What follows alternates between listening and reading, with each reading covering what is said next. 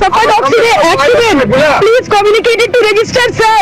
Our pilot is no more there. Our pilot car has suffered accident due to these hurdles.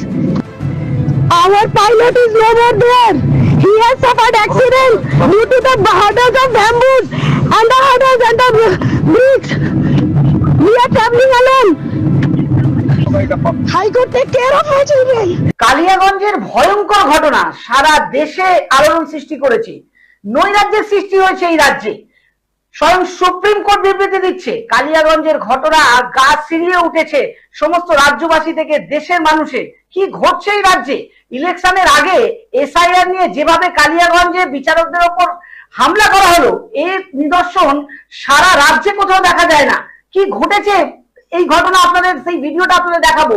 দেখুন বিচারকদের ওপর কিভাবে আক্রমণ চালানো হচ্ছে, কিভাবে কালিয়াগঞ্জে বিচারকরা এসআইআর এর যে তথ্য তারা তৈরি করছিল সেখানে ভিডিও অফিসে তাদেরকে ঘিরে রেখে তাদের ওপরে প্রায় একেবারে নজরবন্দি করে রাখা হয়েছিল। তাদেরকে সেখান থেকে বেরোতে দেওয়া হচ্ছিল না। কোথায় ছিল সেই সময় ডিজি, এসপি, ডিএম? এই নিয়ে প্রশ্ন উঠছে। আজকে এই নিয়ে আপনাদের কাছে সেই বিশ্লেষণ করব আপনাদের যে আসল মূল ঘটনাটা কি। আগে আপনাদের সেই ঘটনাটা একটু দেখাবো, দেখুন।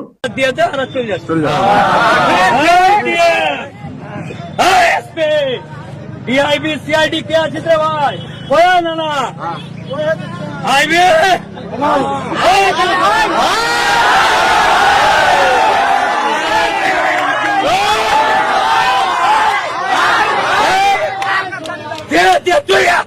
আমরা তারিখ সুধারকে ভালো আছে না আছে চলিয়া একটাই কথা, এই আন্দোলনটা নিজের ছেলে মেয়েকে বাঁচানোর আন্দোলন। আসলাম হাজিরা দিয়ে চলে গেলাম হবে না, হবে রোজা করা লোক পেটে গামছা বেঁধে ছুটে যাবো, মুততেও যাবো না, খাইতেও যাবো না, বউ ডাকলেও যাবো না, বাপ ডাকলেও যাবো না। আর তারই সুতারকে কোনো ঝগড়া নেই, আমরা কোনো পার্টি বুঝি না, পুটি বুঝি না, কিচ্ছু বুঝি না। 14 বার করে খসড়ালিস হসরালিস ভসরালিস আমার গেলিস কই হয়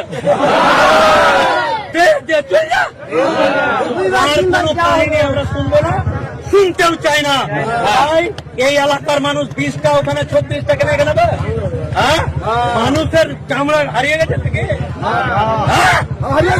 হারিয়ে গেছে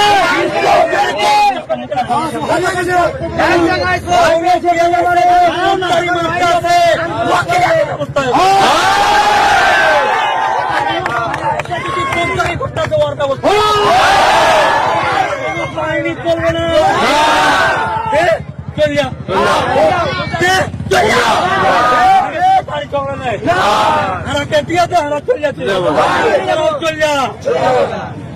আর সবাই একত্রিত নয়। এখন এরকম ভিড়, তখন কেন ওখানে কম ছিল, এর থেকে বেশি ছিল, এর থেকে বেশি মারলে দুটা মরুক রক্ত পুড়ে গেছে নাকি। এই মুহূর্তে আমার সাথে রয়েছেন বিশিষ্ট সাংবাদিক রাজীব দত্ত। রাজীব দার কাছে জানতে চাইবো, রাজীব দা এই রাজ্যে কি ঘটছে ঘটনা? কালিয়াগঞ্জের যে ঘটনা একেবারে মানুষকে আতঙ্কিত করে তুলেছে।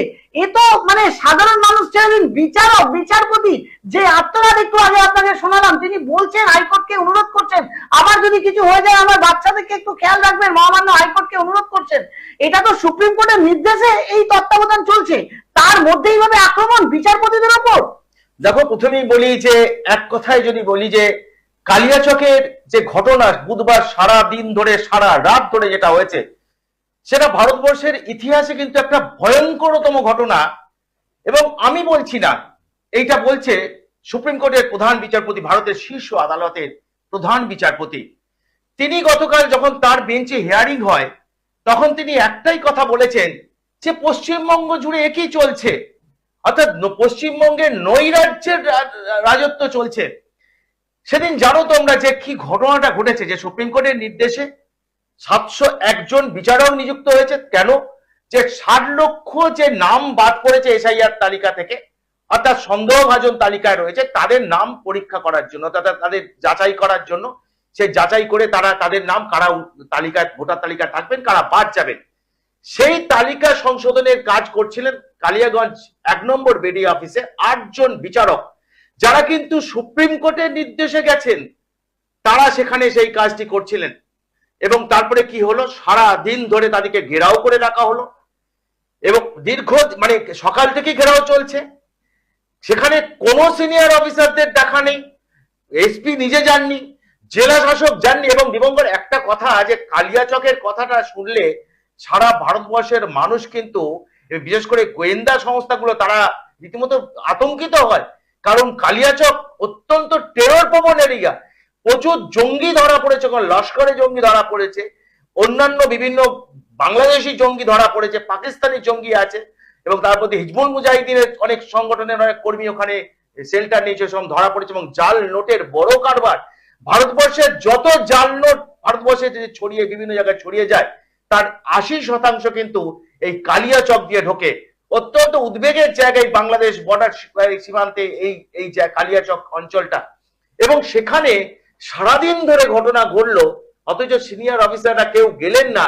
উদ্বেগ প্রকাশ করলো সুপ্রিম কোর্ট। এবং জানো যে সুপ্রিম কোর্ট এই ঘটনা নিয়ে শুধু উদ্বেগ প্রকাশ নয়, সুপ্রিম কোর্ট রাজ্যের সরকারের বিরুদ্ধে ভয়ঙ্কর মানে খুবই ক্ষুব্ধ, ভর্ৎসনা করেছে সরকারকে, যে তারা কি করছেন। মুখ্যমন্ত্রী মমতা বন্দ্যোপাধ্যায়, তিনি এই রাজ্যের মুখ্যমন্ত্রী, তিনি রাজ্যটার কি করে রেখেছেন, যার ফলে এই রকম ধরনের বিচারকদের আক্রমণ হলো। যে রাজ্যে বিচার ব্যবস্থা আক্রান্ত হয়, যে রাজ্যে বিচারকরা আক্রান্ত হয়, সেই রাজ্যের সাধারণ মানুষ কতটা নিরাপদ আমি জানি না। সাধারণ মানুষ বুঝতে পারছে যে এই রাজ্যে মানুষ নিরাপদ নয়। আমরা দেখছি সমান, এবং যখন এই ঘটনা ঘটছে, কোন সিনিয়র অফিসার সেখানে গেলেন না, পরিস্থিতি নিয়ন্ত্রণে আনার চেষ্টা করলেন না, কেন্দ্রীয় বাহিনীকে মোতায়েন করা হলো না। প্রচুর কেন্দ্রীয় বাহিনী কিন্তু এই রাজ্যে এসে গেছে, প্রতিটা প্রান্তে পৌঁছে গিয়েছে, তাদের ব্যবহার করা হচ্ছে না। অর্থাৎ কোথাও যেন মনে হচ্ছে যে প্রশাসন এখনো পর্যন্ত ঢিলে ঢালা ব্যবহার করছে। এবং যার জন্য গতকাল যখন মুখ্য নির্বাচন কমিশনার, তিনি জেলার পুলিশ সুপার, ডিএম, রাজ্য পুলিশের ডিজি এবং রাজ্যের পদস্থ মুখ্য সচিব প্রত্যেকের সঙ্গে বৈঠক করেছেন, তখন আমরা যেটা জানতে পেরেছি যে মুখ্য নির্বাচন কমিশনার জ্ঞানেশ কুমার সরাসরি প্রশ্ন করেছেন এসপি কে, যে আপনি কোথায় ছিলেন, আপনি কেন যাননি। এইভাবে তাকে ভর্ৎসনা করা হয়েছে, কেন যাননি। ভাববেন না আপনারা যে পার পেয়ে যাবেন। এবং তাদের প্রত্যেককে ডিজি কে শোকজ করা হয়েছে, এসপি কে শোকজ করা হয়েছে, ডিএম কে শোকজ করা হয়েছে, প্রত্যেককে শোকজ করা হয়েছে, যে আপনারা কেন সেখানে গেলেন না, কেন নিরাপত্তা ব্যবস্থা আয়োজন করলেন না। অর্থাৎ কোথাও যেন গাফিলতি কাজ করেছে। এবং তার মানে আমি জানি না কেন গাফিলতি তারা দেখালেন, কিন্তু ভয়ঙ্করতম ঘটনা ঘটেছে কালিয়াচকে। মৃত্যু হতে পারত। যে বিচারক, যেটা আমরা দেখাচ্ছিলাম, যেটা তুমি বলছিলে যে বিচারক, এক মহিলা বিচারক, 3 জন মহিলা বিচারক ছিলেন, তাদের লাঠি চালিয়ে উদ্ধার করতে হয়েছে। এবং যখন সারাদিন তাদেরকে আটকে রাখা হয়েছে, সেখানে উদ্ধার করে যখন খেতে দেওয়া হয়নি, সেটা তো আছেই।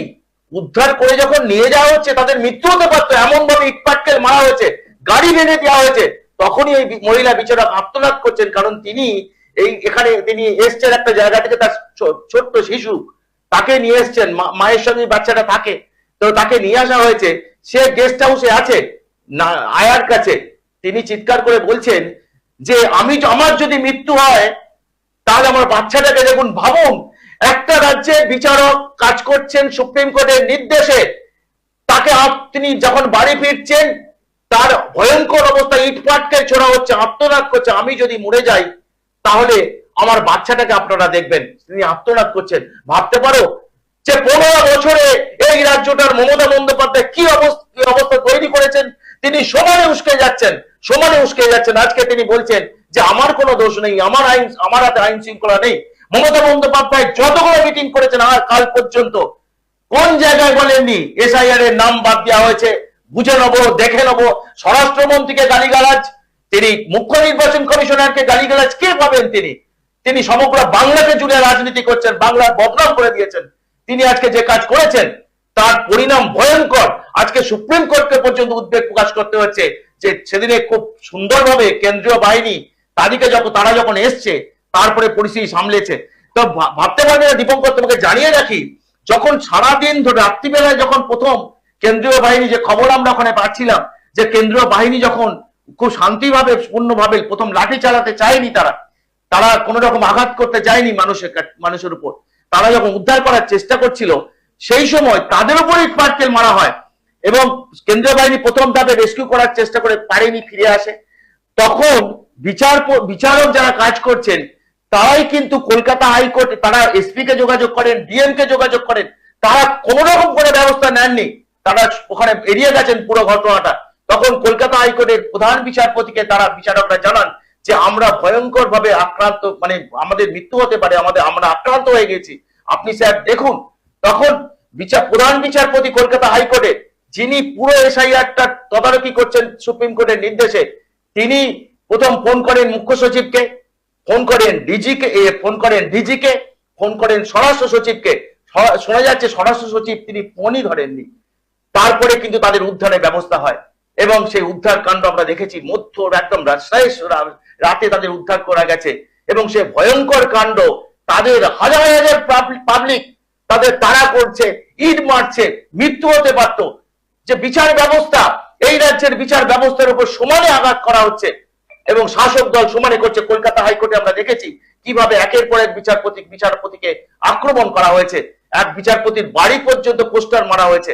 তো এই ঘটনা দেখছি এবং যার জন্যই কিন্তু আজকে সুপ্রিম কোর্ট এই রাজ্যের আইন শৃঙ্খলা নিয়ে তারা মন্তব্য করতে বাধ্য হয়েছে যে পশ্চিম বাংলায় নৈ রাজ্যের শাসন চলছে, আর এর দায় মমতা বন্দ্যোপাধ্যায় অস্বীকার করছেন মিটিং এ দাঁড়িয়ে। এবং আরেকটা কথা আমি বলি যে মমতা বন্দ্যোপাধ্যায় এসআইআর নিয়ে 5 দিনের ধর্ণা দিয়েছিলেন ধর্মতলার মেট্রো চ্যানেলে এবং সেখানে আপনারা একটা ক্লিপ দেখতে পাবে, দেখেছেন নিশ্চয়ই, যে সেখান থেকে তিনি বলছেন যে আমাকে ভোট না দিলে এমন একটা সম্প্রদায় আছে, সেই সম্প্রদায় হিন্দুদের উপর ঝাঁপিয়ে পড়বে। এটা কি? এটা উস্কানি নয়? এবং তার সাথে সাথে তিনি এটাও বলছেন যে যদি যারা বিজেপি করে 4 তারিখের পর তাদেরকে পোস্টার হাতে বলতে হবে যে আমরা বিজেপি করি না। এবং কেন্দ্রীয় যারা বাহিনী এখানে এসেছে, যারা সুষ্ঠুভাবে ভোট পরিচালনা করার জন্য, তাদের উপর আক্রমণ করার জন্য বলা হচ্ছে যে আপনারা ঘরের মা বোনদের আপনারা হাতা, আপনারা খুন্তি এগুলো নিয়ে আপনারা বেরিয়ে আসুন, আক্রমণ করুন তাদের উপর। এইরকম ধরনের বক্তব্য যদি মুখ্যমন্ত্রী নিজে দেন তাহলে জনগণ তো কি করবে? জনগণ তো জানে যে মুখ্যমন্ত্রী যখন বলছে আমরা এই জিনিসগুলো করলে আমাদের কিছু হবে না, তাই আজকে তারা যে বিচার ব্যবস্থা যার উপরে আমাদের ভারতবর্ষটা টিকে রয়েছে তার উপরে আজকে আক্রমণ চালাচ্ছে, যে তাদের মনোমত হচ্ছে না বলে তারা বিচার ব্যবস্থার উপরে আক্রমণ করছে। মুখ্যমন্ত্রী কি কি বলেছেন আপনাদের একটু শোনাবো, শুনুন। ওকে নাকি বলে গেছে গাছে বেঁধে পেটাবে। আমি শুনলাম, আমি বলি গাছটাও আমাদের, সবুজটাও আমাদের, জঙ্গলটাও আমাদের, অরণ্যটাও আমাদের। গাছটাকে ভালোবাসতে শেখো, গাছ বেঁধে পেটানোর জন্য নয়, গাছ মানুষকে ছায়া দেয়। তোমাদের শুভবুদ্ধির উদয় হোক, এসব করতে যেও না। নির্বাচনের পরে পোস্টার লাগিয়ে বলতে হবে আমি বিজেপি করি না, আমি বিজেপি করি না, আমি বিজেপি করি না। শুনলেন তো মুখ্যমন্ত্রীর বক্তব্য। এই পরিস্থিতিতে রাজ্যে যদি এরকম ঘটনা ঘটে তাহলে দায় কে? এবং আপনাদেরকে আমরা জানিয়ে রাখি যে এই ঘটনা যেখানে ঘটেছে এখানকার বিধায়িকা কিন্তু তৃণমূলের সাবিনা ইয়াসমিন হচ্ছেন সেখানকার তৃণমূল বিধায়িকা এবং তিনি কিছুদিন আগে বলেছিলেন যে এসআইআর যদি বন্ধ না হয় তাহলে কিন্তু আমরা সবকিছু জ্বালিয়ে দেবো এবং সেই কাজ কিন্তু অলরেডি তিনি শুরু করে ফেলেছেন এই বিচারকদের আক্রমণ করে। ভাবুন তো যে সাধারণ মানুষের তাহলে কি পরিস্থিতি হবে, যে আজকে যদি বিচারকরা এইভাবে আক্রান্ত হয়, তারা সুপ্রিম কোর্টের নির্দেশে তারা কালিয়াচকে সেখানে গিয়ে তারা বৈধ ভোটার এবং অবৈধ ভোটারের লিস্ট তালিকা তৈরি করছে তথ্য প্রমাণ দেখে, সেইখানে তাদের উপর আক্রমণ হয়, তাদেরকে ঘিরে ফেলা হয় এবং সেইখানে কিন্তু ডিজি, এসপি, ডিএম তারা সেই সকাল থেকে সন্ধ্যে অবধি কেউ কিন্তু সেখানে গিয়ে পৌঁছলো না তাদের উদ্ধার করার জন্য। ভাবুন তো তাহলে মানুষ কি এই রাজ্যে রয়েছে নাকি অন্য কোনো দেশে রয়েছে? এই রাজ্যে যদি এইভাবে আক্রমণ করা হয় শাসন ব্যবস্থার উপরে, আইন ব্যবস্থার উপরে, তাহলে আগামী দিনে কি পরিস্থিতি হবে সাধারণ মানুষের উপর? এবং তার উপরে মুখ্যমন্ত্রী বলছেন যে 4 তারিখের পর সবাইকে যারা বিজেপিকে ভোট দেবে তাদেরকে ফ্ল্যাগ হাতে নিয়ে বলতে হবে যে আমরা বিজেপি করি না। এবং কালকে একটি ভয়ঙ্কর স্টেটমেন্ট দিয়েছেন তৃণমূলের একজন প্রার্থী কুণাল ঘোষ, আপনারা সবাই তাকে চেনেন। সেই কুণাল ঘোষ বলেছেন যে অমিত শাহ যখন বললেন যে 15 দিন তিনি এই রাজ্যে থাকবেন ভোট করার সময় যাতে শান্তি শৃঙ্খলাভাবে ভোট হয়, তিনি তাকে চ্যালেঞ্জ দিয়ে বলেছেন 4th মেতে তিনি কলকাতায় থেকে দেখান, তিনি 1 মাস থাকুন কিন্তু 4th মেতেও তিনি কলকাতায় থেকে দেখান। আমরা আপনাকে বলছি, আপনি বলছেন ভোটের সময় 15 দিন থাকবো। আমরা বলছি 15 দিন কেন, 1 মাস থাকুন। কিন্তু আপনার বিবৃতিটা সামান্য চেঞ্জ করে আপনার দম থাকলে আপনি বলুন ভোটের ফলাফল প্রকাশের পর 1 দিন বাংলায় থাকবো। ভোটের সময় 15 দিন থাকবো এইটুকু বলে ছেড়ে দেবেন না। আপনাকে বলতে হবে, আপনার ক্ষমতা থাকলে আপনি বলুন ভোটের ফলাফল বেরোনোর পর 1 দিন কলকাতায় থাকবো। ভাবুন, আমাদের দেশের স্বরাষ্ট্রমন্ত্রী তাকে বলছেন, একজন তৃণমূল নেতা, যে আপনার যদি ক্ষমতা থাকে তাহলে 4th মেতে আপনি এই কলকাতায় থেকে দেখান। তাহলে যারা অন্য দলকে ভোট দেবে বা যারা গণতান্ত্রিক উপায় স্বাধীনভাবে যারা ভোট দেবে তাদের অবস্থা কি হবে 4th মের পর? এখানে তো আইন ব্যবস্থার উপর আক্রমণ, এখানে স্বরাষ্ট্রমন্ত্রীর উপর আক্রমণ করা হচ্ছে। এখানে বলা হচ্ছে যে নাড্ডাজি যেখানে এসেছিলেন এখানে তার উপর তার গাড়িতে আক্রমণ চালানো হয়েছে। এবং কালকে যখন অমিত শাহ যখন হাজরা থেকে আলিপুর অব্দি যখন শুভেন্দু অধিকারী মনোনয়ন পত্র জমা দিতে যাচ্ছিলেন, আপনারা সেই ভিডিও সবাই দেখেছেন, আমি সেই ভিডিও দেখাচ্ছি আমার ডান দিকে। সেখানে দেখুন সেই ভিডিওতে কিভাবে তাকে উস্কানি দেওয়ার জন্য চেষ্টা করা হয়েছে এবং সেখানে একটি গন্ডগোল পাকানোর চেষ্টা করা হয়েছে। সেখানে অমিত শাহ ট্যাকপুলি কালকে সেখান থেকে বেরিয়ে গেছেন, কিন্তু তার উপরে তার গাড়িতেও হামলা চালানোর চেষ্টা করা হয়েছিল এবং সেখানে তার উপরে আক্রমণ চালানোর চেষ্টা করা হয়েছিল। এই দেশের কি বাইরে আমরা রয়েছি? আমাদের পশ্চিমবঙ্গ কি আমাদের ভারতবর্ষের বাইরে? এইভাবে যদি আমাদের স্বরাষ্ট্রমন্ত্রী, আমাদের বিভিন্ন কেন্দ্রীয় মন্ত্রীর উপর যদি আক্রমণ হয় তাহলে কিসের রাজনীতি হচ্ছে? এবং আইন ব্যবস্থার উপরে যে ঘটনা কালকে ঘটলো, এই ঘটনা তো মর্মান্তিক ঘটনা। আজকে যদি আমার মনে মতো না হয় আমি আইন ব্যবস্থার উপর আক্রমণ চালাবো, আমি কেন্দ্রীয় এজেন্সির উপর আক্রমণ চালাবো, আমি আমার যে বক্তব্য সেটা যদি আমার স্টেবল না হয় তাহলে আমি আমার ইচ্ছে মতো করে সমস্ত জিনিস তৈরি করে নেব। দেখো, প্রথমেই বলি, আমি আরেকটা জিনিস বলি যে এই মুখ্যমন্ত্রী তিনি আইন তিনি মনে করেন যে তিনি এই রাজ্যের মালিক, আর কিছু না। বিরোধীরা এই রাজ্যের কোনো অধিকার নেই। 7 কোটি ভোটার, তিনি ভোট পেয়েছেন 2,65,00,000 মতো। এই 2,65,00,000 ভোট নিয়ে তিনি মনে করেন যে সমস্ত মানুষ তাকে সহযোগিতা করে। আচ্ছা ফিরে যাও, ইডি যেদিন আইপ্যাকের অফিসে তল্লাশি চালাচ্ছিল সেদিন মুখ্যমন্ত্রী কি করেছেন? তিনি চলে গেলেন। ইডি একটা কোয়াসি জুডিশিয়াল পাওয়ার, তারা গরু এবং কয়লা পাচার নিয়ে তদন্ত চালাচ্ছে এবং সেই কারণেই কিন্তু আইপ্যাকের বিরুদ্ধে কিছু প্রমাণ পাওয়ার পর তারা আইপ্যাকের অফিস এবং আইপ্যাকের যে প্রতীক জৈনের বাড়িতে তারা তল্লাশি চালায়। কেন মুখ্যমন্ত্রী সেখানে গেলেন? তিনি কি ভাবেন? তিনি একটা রাজ্যের মুখ্যমন্ত্রী, তিনি ওই জায়গায় এইভাবে ঢুকতে পারেন?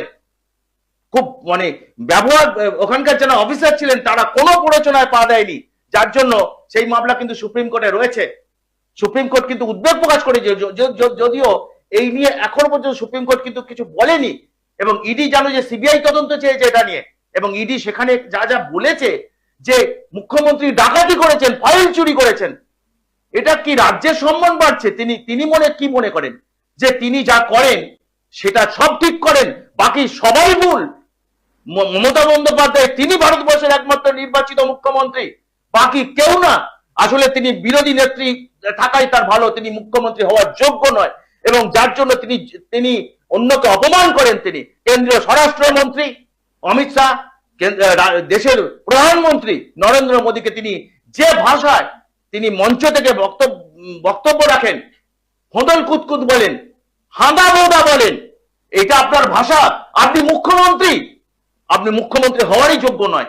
নাহলে রাজনৈতিক ভাষা, আপনি আপনার উন্নয়ন নিয়ে বলুন, আপনি আপনার রাজনৈতিক বক্তব্য রাখুন। আবার আপনিই বলেন যে রাজনৈতিক ভাবে ওরা আমাদের পারছে না বলে ওরা আমাদের আক্রমণ করছে। আমরা সাংবাদিক হিসেবে এত সভা কভার করি, এত বক্তব্য আমরা দেখি, কিন্তু কখনো আমরা শুনিনি যে প্রধানমন্ত্রী এবং কেন্দ্রীয় স্বরাষ্ট্রমন্ত্রী এমন কোন ভাষা ব্যবহার করেছে, মুখ্যমন্ত্রীর উদ্দেশ্যে কটু ভাষা ব্যবহার করেছে, এটা আমরা শুনিনি। কিন্তু মুখ্যমন্ত্রী প্রতিটা বক্তব্য, যতদিন মুখ্যমন্ত্রী আপনার অমিত শাহ কেন্দ্রীয় স্বরাষ্ট্রমন্ত্রী হয়েছেন, নরেন্দ্র মোদী প্রধানমন্ত্রী হয়েছেন, ততদিন ভাষণগুলো খুলে খুলে দেখুন যে মুখ্যমন্ত্রী কি ভাষায় আক্রমণ করছেন। এটা এটা এটা ভাবা যায় না যে তিনি কেন্দ্রের সঙ্গে তিনি মনে করছেন তিনি একটা দেশ চালাচ্ছেন, আর একটা দেশ পাকিস্তানের মতো, মানে কেন্দ্র যেন তার কাছে পাকিস্তান, তিনি এটাই মনে করছেন। এবং যার ফলে প্রতিদিন আমাদের রাজ্যে অশান্তি হচ্ছে। এবং ভাবতে পারেন কালকে অমিত শাহ যখন যাচ্ছেন, ওই যেটা দীপঙ্কর বলছিল, শুধু সেই মিছিলকে উস্কানিমূলক ভাবে সেখানে একটা সংঘর্ষ বাঁধানোর চেষ্টা হয়েছিল, সেই 2019-এর বিদ্যাসাগর মূর্তি ভাঙার মতোই হয়ে যেত, কিন্তু ট্যাক্টফুলি বেরিয়ে গেছে। স্বরাষ্ট্রমন্ত্রী জানতেন পশ্চিমবাংলার চিত্রটা কি, পুলিশও তাকে খুব সুন্দর করে বার করে দিয়েছে। এবং গতকাল যতজন বিজেপি প্রার্থী নমিনেশন ফাইল করেছে প্রত্যেকে কিন্তু তৃণমূলের বাধার সম্মুখীন হয়েছে। প্রত্যেকে কিন্তু তৃণমূল মানে গোলমাল জায়গায় গোলমাল পাকিয়েছে। আমরা দেখছিলাম দুর্গাপুরের যারা বিজেপি প্রার্থী। আর কবে বিচার ব্যবস্থার উপরে যদি আক্রমণ হয় এবং তারপরেও যদি নির্বাচন কমিশন কোনো স্টেপ না নিতে পারে, তাহলে আর কবে সাধারণ মানুষের কি দুরবস্থা হবে। 4 মের পরে যারা বিজেপি কে ভোট দেবে তাদেরকে সরাসরি হুমকি দেওয়া হয়েছে, বারবার হুমকি দেওয়া হয়েছে যে তাদেরকে পোস্টার হাতে তাদেরকে কাকুতি মিনতি করতে হবে যে আমি বিজেপি করি না। দীপঙ্কর, একটা খুব দেখো নজিরবিহীন ঘটনা। দেখো অন্যান্য রাজ্যেও তো ইলেকশন হচ্ছে, নির্বাচন হচ্ছে, সে হোক না অন্য দল সেখানে শাসন দায়িত্বে আছে ঠিকই, কিন্তু তার মধ্যে কেরলে নির্বাচন হচ্ছে, সেখানে তো অন্য দল আছে, সেখানে তো বিজেপি নেই। দেখো মানে এই রাজ্যের ভোট হচ্ছে সারা ভারতবর্ষ নয়, পৃথিবীর মানুষ জানে। SIR নিয়ে দেখেছো কি হলো, সুপ্রিম কোর্টের হস্তক্ষেপ করতে হয়েছে, অন্য রাজ্য থেকে বিচারকদের আনতে হয়েছে, অর্থাৎ ঝাড়খণ্ড এবং উড়িষ্যা থেকে তাদের যে লোয়ার কোর্টগুলোকে খালি করে বিচারকদের আনতে হয়েছে এখানে এই 60 লক্ষ যে সন্দেহভাজন তালিকায় রয়েছে তাদের যাচাই করার জন্য। ভাবতে পারো সেখানকার বিচার ব্যবস্থা অচল হয়ে গেছে পশ্চিমবঙ্গের জন্য। পশ্চিমবঙ্গের বিচার ব্যবস্থা তো অচল করে দিয়েছে, তার সঙ্গে অচল হয়ে গেছে অন্য রাজ্যের বিচারক নেই, বিভিন্ন মামলায় তারা জামিন পাচ্ছেন না, মামলাগুলো ফয়সালা হচ্ছে না। তারপরে কি দেখছি, তারপরে দেখলাম যে এখন দেখছি যে এই নির্বাচন SIR নিয়ে জাতীয় তদন্তকারী সংস্থা তাদের তদন্ত করার নির্দেশ দিয়েছে সুপ্রিম কোর্ট, অর্থাৎ CBI বা NIA তদন্ত হচ্ছে। অর্থাৎ SIR নিয়ে পশ্চিমবঙ্গের নির্বাচন নিয়ে NIA তদন্ত হচ্ছে। NIA এর কাজ কি, কেন তৈরি হয়েছিল, যে জঙ্গিরা ভারতবর্ষের উপর আক্রমণ যাতে না করতে পারে। 2008 সালে সংগঠন তৈরি হয় 26/11-এর ঘটনার পর। আজকে NIA কেও ব্যবহার করতে হচ্ছে। অর্থাৎ কি ভয়ঙ্কর যে এই জায়গায় আমার তো মনে হচ্ছে যে যা রিপোর্ট, যেটা সেন্ট্রাল এজেন্সি সেখানে কাজ করছে, তো সেন্ট্রাল এজেন্সির কাছে যা রিপোর্ট, যে ঘটনা ঘটেছে কালিয়াচকে তার পিছনেও কিন্তু একটা জঙ্গিদের মদত রয়েছে, যে তার ফলে কিন্তু এত বড় ঘটনা। কিন্তু আমি আবার বলবো যে রাজ্য প্রশাসনের ব্যর্থতা সত্ত্বেও কেন্দ্রীয় বাহিনীকে ঠিকভাবে ব্যবহার করেছে সুপ্রিম কোর্ট, কলকাতা হাইকোর্টের নির্দেশের পর, তার জন্য যে মৃত্যু কারো হয়নি। না হলে যা ঘটনা ঘটেছে, যেভাবে জাজেদের গাড়িতে ইট মারা হয়েছে, তাতে মৃত্যু হতে পারত। একদম যে ঘটনা কালকে ঘটেছে, পরশুদিন সেই ঘটনা, মর্মান্তিক ঘটনা, জাজেদের ওপরে যেভাবে আক্রমণ করা হয়েছে এবং একজন মহিলা জাজ যেভাবে আর্তনাদ করছে যে তার যদি কিছু হয়ে যায়, মহিলা বিচারক, 3 জন বিচারক ছিলেন, তার বাচ্চাকে যেন হাইকোর্ট যেন তাকে প্রোটেকশন দেয়, তাকে যেন দেখে, এই পরিস্থিতি তৈরি হয়েছে এই রাজ্যে। আমি সেই ভিডিওটা আরেকবার আপনাদের দেখাবো, দেখুন সেই ভিডিওটা। Suffered accident. Please communicate it to register, sir. Our pilot is no more there. Our pilot car has suffered accident due to these hurdles. Our pilot is no more there. He has suffered accident due to the hurdles of bamboos and the hurdles and the bricks. We are traveling alone. High Court, take care of my children. দেখলেন সেই মর্মান্তিক ঘটনা এবং মর্মান্তিক সেই চিৎকার। আজকে আমরা এই প্রতিবেদন থেকে এটাই আমরা বোঝানোর চেষ্টা করছি যে এই রাজ্যের পরিস্থিতি কি তৈরি হয়েছে। দেখো দীপঙ্কর, প্রথমেই বলি যে এই যে কালিয়াচক 1 নম্বর বিডিও অফিসের সামনে প্রচুর হাজার মানুষ জমা হয়েছে। সবাইকে যে নাম বাদ গেছে তা তো নয়, রাজনৈতিক দলের তরফ থেকে জমা হয়েছে। এবং তার মধ্যে একটি ভিডিও জানো যে ভাইরাল হয়েছে, যে মোফাক্কেরুল ইসলাম, ইনি একজন কলকাতা হাইকোর্টের আইনজীবী। দেখেছো এই ভিডিওটা, আমরা নিশ্চয়ই আমরা দেখাচ্ছি। তো সেই একটি গাড়ির উপর উঠে উস্কাচ্ছেন, তিনি মানুষকে উস্কাচ্ছেন, যতক্ষণ না আমরা নাম যুক্ত হবে ততক্ষণ আমরা পেটে গামছা বেঁধে পড়ে থাকবো, সব কি সব বলছিলেন। একদম উস্কানিমূলক বক্তব্য। তাকে কিছুক্ষণ আগেই কিন্তু আজকে সুপ্রিম কোর্ট এবং নির্বাচন কমিশনের চাপে পড়ে কিন্তু এনআইএ অফিসাররা তারা ঘটনাস্থলে পৌঁছানোর আগেই কিন্তু বাগডোগরা বিমানবন্দর থেকে সকালেই তাকে গ্রেপ্তার করে মালদায় আনা হচ্ছে। এবং আবার বলি যে দায় মমতা বন্দ্যোপাধ্যায় এবং তার ভাইপো অভিষেক বন্দ্যোপাধ্যায় অস্বীকার করতে পারবেন না। তিনি আজকে বিপদে পড়ে অস্বীকার করছেন, কারণ মমতা বন্দ্যোপাধ্যায় কখনো নিজের ঘাড়ে কোনো দোষ নেন না। যখনই কোনো ঘটনা ঘটে তখন চাপিয়ে দেন, এবং দেখবেন যে বাড়ির মধ্যে যদি হোঁচট খায় সেইটা হয়তো বাইরে একবার হোঁচট খেয়েছিলেন, আমরা ভাবছিলাম যে কার ঘাড়ে দোষটা, যে কপালে রক্ত বেরিয়েছিল আমরা দেখেছিলাম যে কার ঘাড়ে দোষটা দেবেন, মানে বুঝতে পারছিলেন না, সেটা দিয়ে চাপিয়ে গেছিলেন। কিন্তু উনি বাইরে যদি পড়ে যান এবং সেটা যদি এমনি পড়ে যান, তার জন্য একটা অন্য কাউকে দোষ দেবেন। এখনো পর্যন্ত 15 বছরে কোনো ঘটনার দায় কিন্তু মমতা বন্দ্যোপাধ্যায় নিজে নেননি।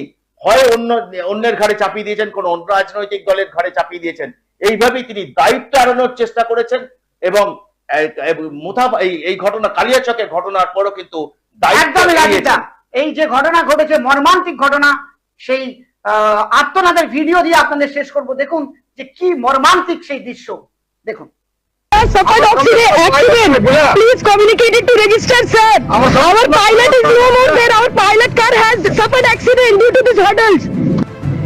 Our pilot is no more there. He has suffered accident due to the hurdles of bamboos and the hurdles and the bricks. We are traveling alone. I could take care of my children.